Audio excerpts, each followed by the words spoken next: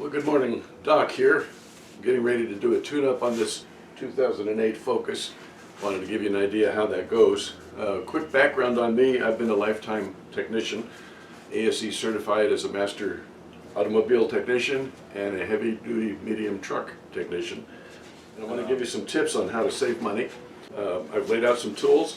Got my ratchet, of course, an extension, an 8mm socket, two different size spark plugs sockets. Of course, I got the spark plugs, and I've got the coil wires that go with it. I'll explain what that's all about here in just a moment. So let's get to it.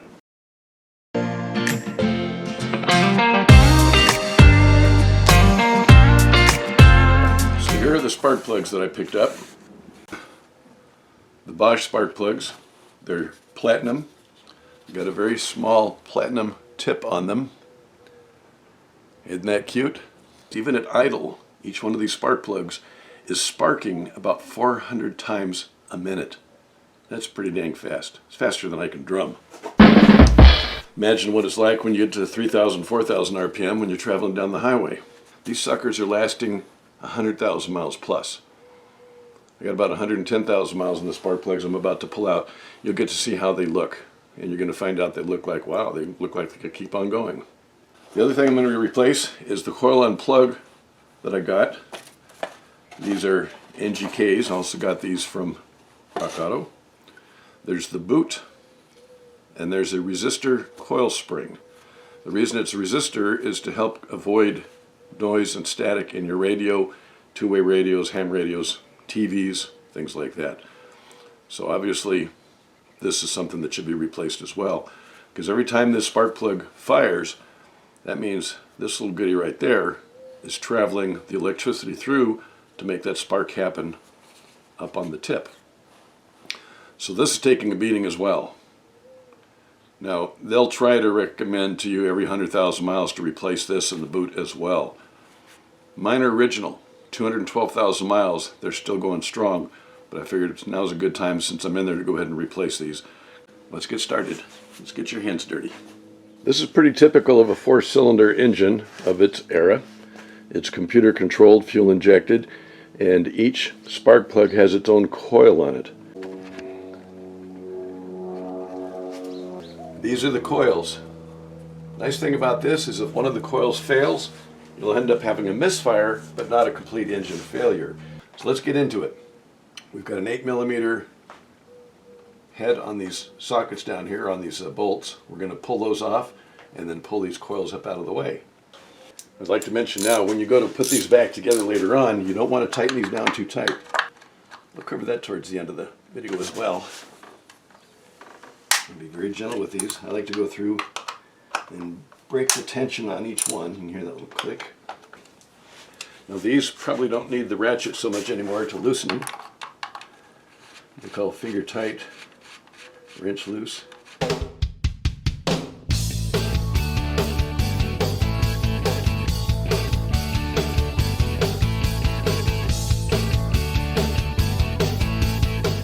far not so bad, right?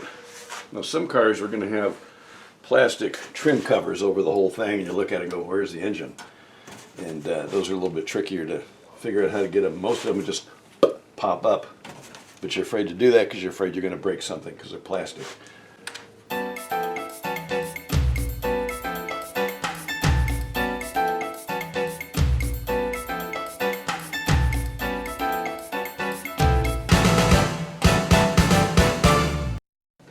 Next thing to do now is to take these boots off, replace them with that coil spring I was telling you about.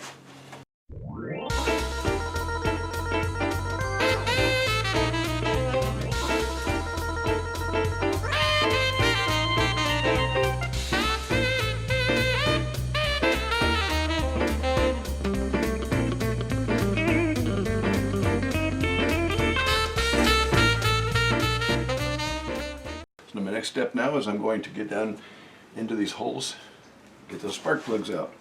You can see what I have to put together here, because it's down to that hole a little bit deep. So I'm going to put it down, wiggle a little bit until I can feel it drop in, and then I know it's on the spark plug. Let's see what that puppy looks like, shall we?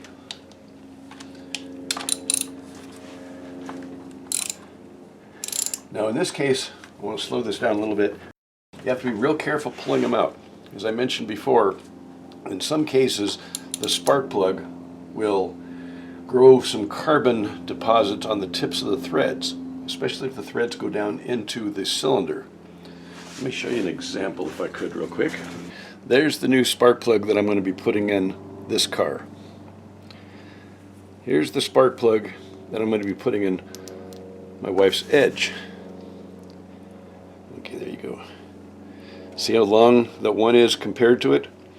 And that's where I mentioned sometimes these will actually break, right about here. These extra threads on the top go down into the combustion chamber where all the firing is going on. All the air-fuel mixture that's blowing up leaves carbon deposits, and those act like little anchors. So when you're trying to unthread this, they don't want to come through the hole, and if you fight it, it could break.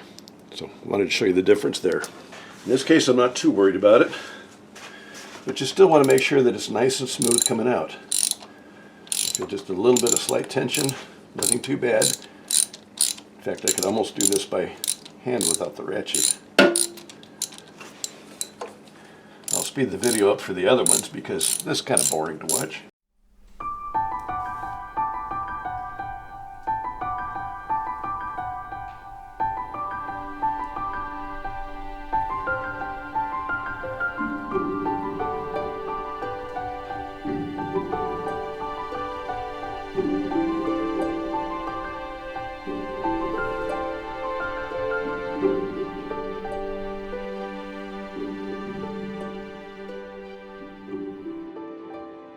So there's the 4 spark plugs I just took out, along with a new one I'm about to put in. And you can see, as far as the worn part of the tip, they don't look all that bad. So what you want to do is you just want to put it on in until you feel it stop, and then just give it a little oomph. Not much. They have an actual torque setting for it. I think it's 12 to 15 inch-pounds. But basically just put it in until you feel it stop, and then just a little oomph just to tighten it up, because that will hold in place. They're designed to be able to fit into that bevel, and that helps to lock it into place for you. So now I can take a quick look to make sure they all look good. As I mentioned before, they're all gapped from the factory. No need to mess with them unless you happen to drop one on something.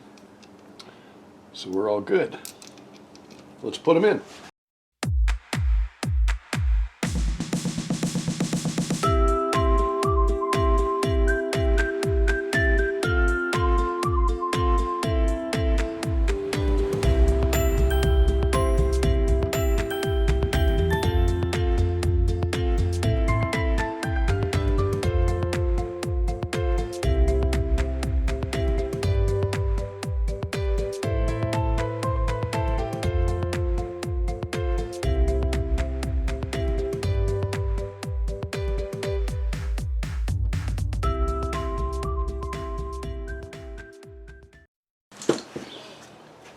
Okay, so we've got them all in there now.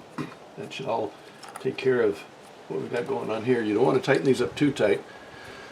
Just give them a good snug, because sometimes this plastic down in here can crack. You don't want to do that. Best step I can give you is to find a technician or a mechanic that you could trust, that somebody else has referred to, and repeatedly go back and forth with them.